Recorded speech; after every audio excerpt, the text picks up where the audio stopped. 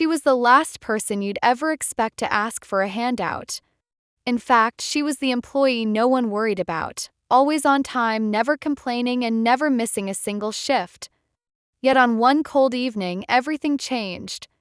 A simple moment in a dark cafeteria would unravel a hidden struggle, forcing a powerful CEO to confront a painful truth. Sometimes hard work alone isn't enough. Evelyn Rhodes was the kind of employee managers wish they had more of. In a sprawling logistics company with hundreds of names on the payroll, hers never crossed the radar for lateness or missed deadlines. She clocked in early, clocked out late, and often volunteered for shifts other people tried to dodge. You'd think she had it all under control. Someone so committed must be living comfortably, right? People admired her discipline, but beyond polite greetings, few truly knew her. She wore that subtle smile that said, "I'm fine," even when life felt far from it. And because she never caused a fuss, no one thought to dig deeper. As the rest of the staff rushed home at the end of the day, Evelyn remained behind, meticulously finishing every task. If there was a last-minute crisis, she was the first one to roll up her sleeves. It was as if she thrived on handling emergencies. But how often does relentless dedication mask a larger story? Overseeing Evelyn and hundreds of others was Dominic Price, founder and CEO of Price Freight Solutions. He embodied the classic rags to riches saga, a young man in Arden City, Illinois, building a logistics powerhouse from scratch.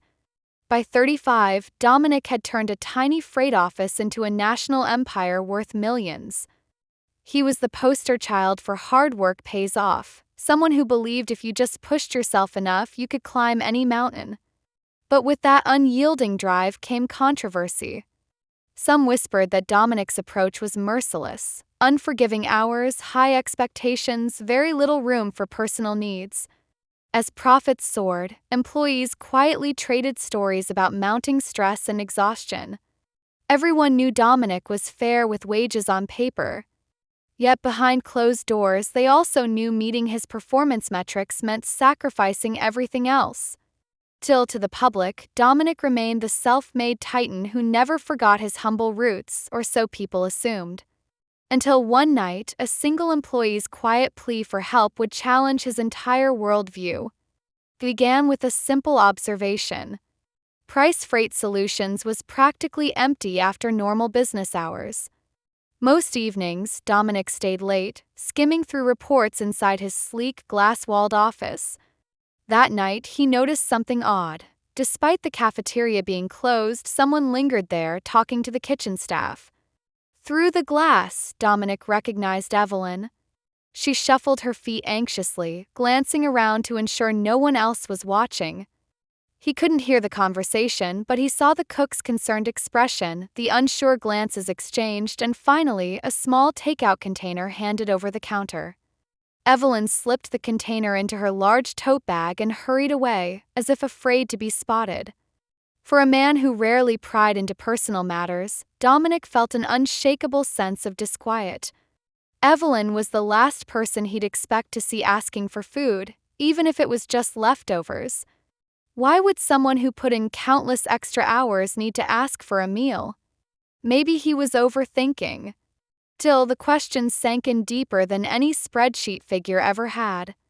Dominic told himself it was none of his business. After all, he employed thousands of people. He couldn't possibly keep track of everyone's personal life. Yet, as Evelyn left the building, Dominic followed, first at a distance in the hallway, then all the way to the parking lot. He watched her walk right past the cars toward the nearest bus stop, shoulders hunched against the chilly wind. Something about that sight bothered him. Most employees in her position drove or carpooled. But Evelyn stepped onto a public bus, paying the fare with carefully counted bills. Instead of driving away, Dominic boarded the same bus. He slipped into a seat near the back, heart pounding with a strange mixture of guilt and curiosity. Every city block took them farther from the shiny downtown area, past the well-lit stores and office complexes, and into rows of aging apartments with darkened windows. The ride felt interminable, every jolt and swerve a reminder that he had never ventured out here before. An area where the sidewalks were cracked, the neon signs partly burned out, and opportunities came scarce. Evelyn pulled the stop cord and stepped off. Dominic followed once more, crossing the street at a distance, keeping his footsteps light. Her pace was brisk but weighed down by fatigue. She ascended the stairs of a worn apartment complex, a place clearly beyond the reach of modern renovations. Then, through a thin curtain, Dominic glimpsed the reality she was living with. Inside, the apartment was almost bare. A single mattress rested on the floor with two small children peeking around it. Evelyn placed the takeout container down carefully, dividing the food between them. Immediately, they began eating, eyes shining with hunger. Dominic watched from outside, struck by how threadbare everything looked. No couch, no dining table. A few blankets, a couple of plastic crates substituting as furniture. Evelyn herself didn't eat.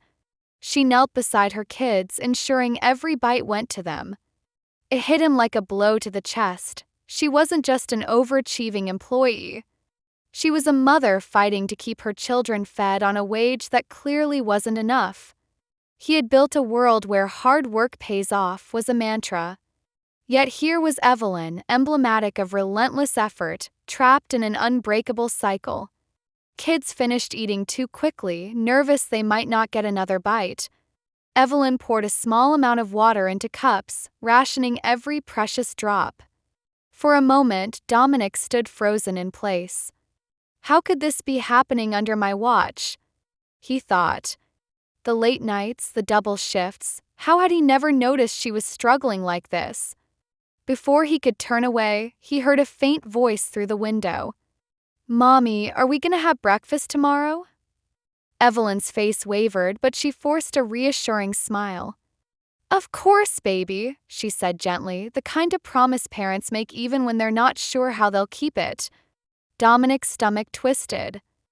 He wanted to step forward to say something, but the weight of what he'd discovered paralyzed him. Sleep didn't come easily for Dominic that night. He replayed the scene in his mind. Evelyn's thin jacket, the kids' hungry stares, the peeling paint on the walls. By morning, he knew he couldn't simply pretend none of this existed. So he summoned Evelyn to his office. He wasn't even sure how to start the conversation. When she arrived, looking just as worn out as she had the night before, Dominic felt a lump in his throat. "You wanted to see me, sir?" she asked carefully, settling into a chair. He began, glancing at the door to ensure privacy. "I saw you last night." Her eyes flickered with surprise, then embarrassment. "I don't understand." Dominic inhaled. "I followed you. I watched you take that food. And I saw your apartment. I'm sorry." Evelyn immediately tensed. "I've never asked for a raise. I've never complained about overtime," she blurted, eyes darting around the room as though searching for an escape route. "I don't need handouts. I can manage." He cut her off softly. "I'm not judging you. But I am realizing that if someone who works as hard as you can't afford basic necessities, something's wrong with my system." She blinked, her posture rigid. "I'm fine," she insisted. Yet her voice betrayed a tremor. "Evelyn," Dominic said, gentling his tone, "no one should have to work multiple shifts and still struggle to feed their children." The silence between them was thick. Finally, Evelyn spoke, voice low and pained. "I don't want pity." "This isn't pity," he assured her. "It's me acknowledging I should have seen this a long time ago. And I need to fix it." Evelyn stared at him, mistrust flickering in her eyes.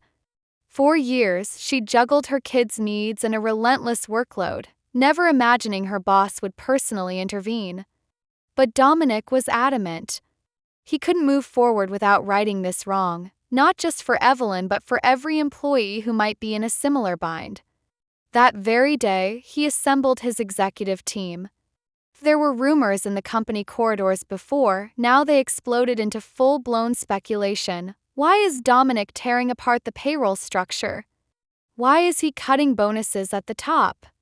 Some of his senior managers protested the abrupt changes, worried about profit margins and quarterly reports. But Dominic pushed through. He reallocated executive perks into wage increases for those on the lowest rungs. He introduced new policies for childcare assistance, meal programs, and guaranteed transportation vouchers. He refused to label it as charity. In his eyes, it was a correction. "We call ourselves a family at Price Freight Solutions," he told his team, "but families don't let each other starve." Word spread quickly among employees. People were shocked. Dominic had always been about productivity, record-setting shipments, and no-nonsense efficiency. Some thought it was a PR move. Others believed it was a temporary reaction to keep them quiet. But Evelyn, still wary, decided to give him the benefit of the doubt. She'd gone too long without real support to turn down change that might help her kids. Yet it wasn't until Dominic personally requested to meet her children that she realized how serious he was. "I want to understand," he told her. Not just on a spreadsheet, but face to face. A week after that tense office meeting, Dominic found himself walking the same sidewalk he'd traversed in the dark. This time, he arrived bearing no illusions. He knew Evelyn's life had begun to shift. The new pay scale, the meal stipend, and the childcare assistance were already making a difference. When Evelyn opened the door, the apartment felt different. There was a modest couch, a small dining table, and a sense of warmth that had been missing before. Two bright-eyed kids, a boy and a girl, peeked from behind Evelyn's legs. They looked at Dominic curiously, not with the same desperation as before. "Thank you for coming," Evelyn said, ushering him in. Her voice still carried hints of caution, but there was also an undercurrent of relief. Dominic met the children's gaze. The little girl clutched a stuffed bear, eyes large and alert. "Mr. Price, right?" she asked, mispronouncing his name slightly. He smiled. "That's right. My mom works for you." He nodded. "She's one of the hardest workers I've ever met." The girl tilted her head. "Does that mean she can come home earlier now?" Evelyn almost apologized for her daughter's bluntness, but Dominic shook his head. "If I can help it, yes," he said, turning to meet Evelyn's gaze. People who work hard shouldn't have to give up their entire lives just to make ends meet. It struck Evelyn that maybe for the first time Dominic truly believed it. And maybe so did she. From that day forward, Price Freight Solutions was never the same. Changes Dominic enacted rippled through the workforce, lifting countless families out of silent struggles. Some labeled him a visionary CEO, while others chalked it up to a late-blooming conscience. In truth, it didn't matter. What mattered was that people like Evelyn could finally live without fear of how to feed their children the next day. But the most significant transformation happened within Dominic himself. He realized that hard work pays off isn't just a slogan, it has to be backed by tangible support, empathy, and real opportunity for everyone. Because if the people behind the success can't share in it, what's the point of building any empire at all? If this story made you think twice about how companies treat their most dedicated workers, share it with someone else. It's time we looked beyond numbers and profit margins to see the real human lives powering every shift and fueling every paycheck. Ultimately, no empire is truly successful if the very people who sustain it are left struggling in silence. And perhaps that's the biggest lesson of all. Sometimes changing one life can lead to an entire system being rebuilt, one policy, one act of kindness, and one much-needed conversation at a time.